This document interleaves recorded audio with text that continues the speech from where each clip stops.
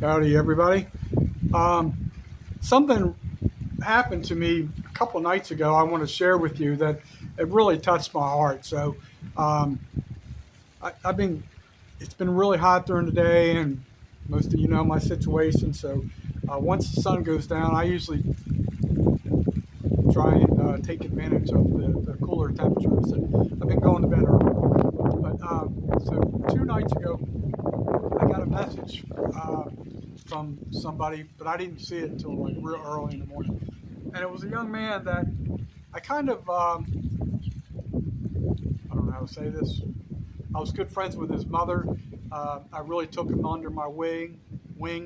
He loved sports, and we did a lot of things together. We did a lot of played baseball, football, a lot of things. He was a cool young man.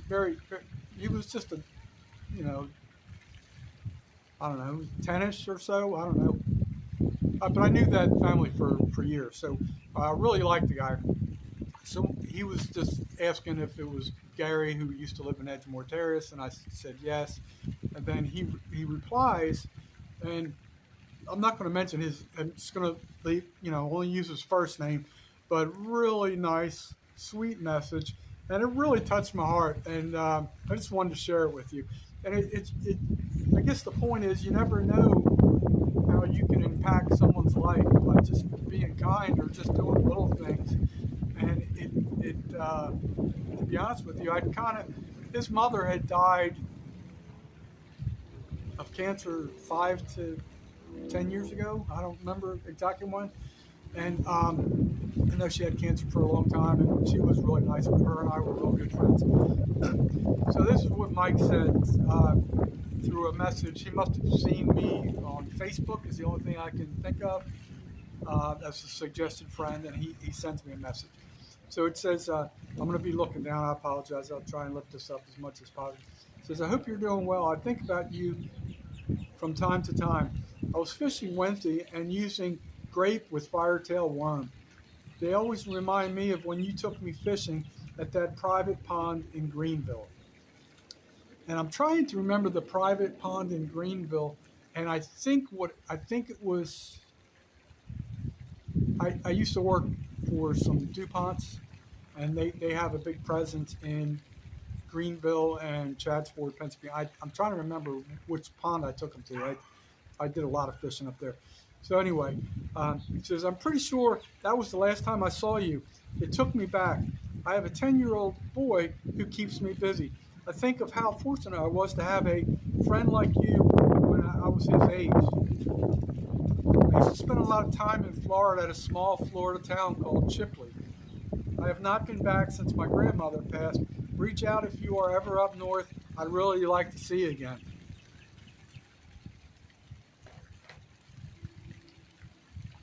That really touched my heart.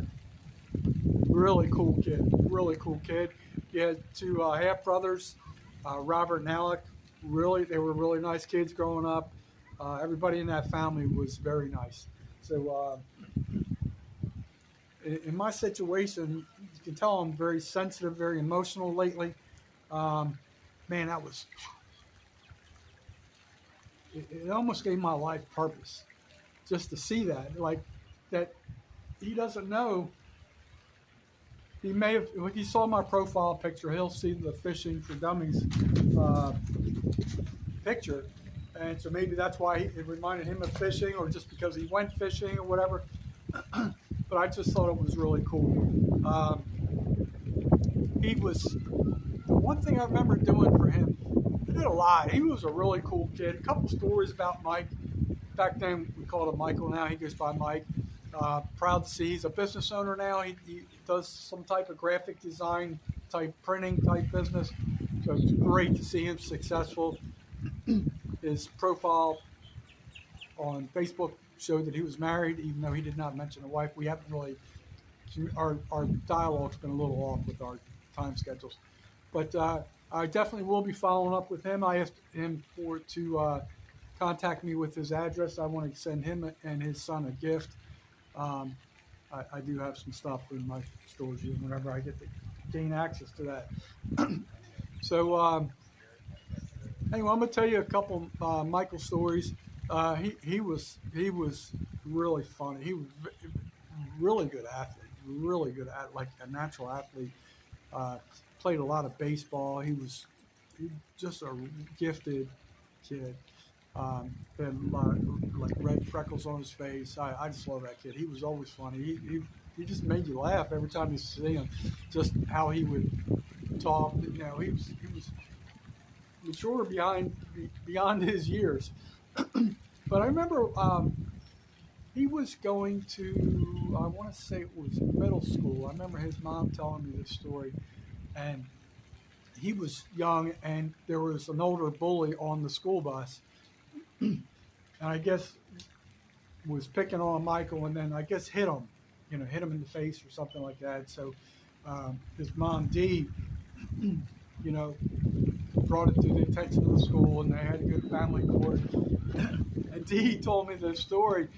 She was trying to, like, Michael was trying to be respectful and call the judge Your Honor, but he actually, Dee couldn't remember. He said something. She was laughing so hard when she was telling him. He either called the judge Your Majesty or Your Highness or something like that. And every time I think of Michael, I think of that. And so it made me crack up a lot. And another thing with Michael was he was such a gifted athlete. I would always try to find him positive role models, things to follow. And Bo Jackson was always one of my favorite athletes. And back then, Bo Jackson was playing football and baseball. There was a famous poster that showed Bo Jackson with no shirt on, but he had his football pads on with no jersey on, and then he had a bat over his shoulder as drooped over. Well, I'll never forget giving Michael that poster, and you would have thought the kid hit the lottery. He hung that on his wall for forever. I don't remember how long, but just right now, I didn't tell him I have a YouTube channel related to fishing and outdoors because of all the struggles I've been going through, and I really don't know if I want him to see all that and feel sorry for me or whatever. But can you imagine how touched I was to see that this young man, and everything he wrote in his message everything was spelled properly, seemed very mature, very responsible, and it makes you feel good that, yeah, it's not that I forgot about him, but after his mom died, it's kind of like after, it just happens, and I always thought about him, just not recently, but it was so cool that he's sharing these memories of me taking him fishing and him not even knowing, like, I'm in the fishing business somewhat, well, I was prior to the hurricane. But anyway, so that's the story. Just wanted to share. I'm not going to give it an official story time title.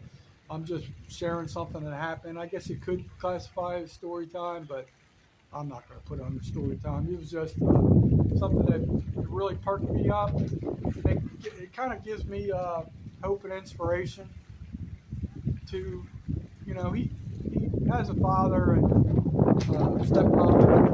I assume they're all still alive. Hopefully, I don't know. But it was just really cool for somebody just to reach out when you least expect it. So anyway, folks, just always be nice and try and set a good example to the youth, because one day it's going to come back to you in a positive way. I truly believe that. Thanks for listening, folks. And remember, always know your limits. Michael, thanks for reaching out to me, buddy. Love you, brother.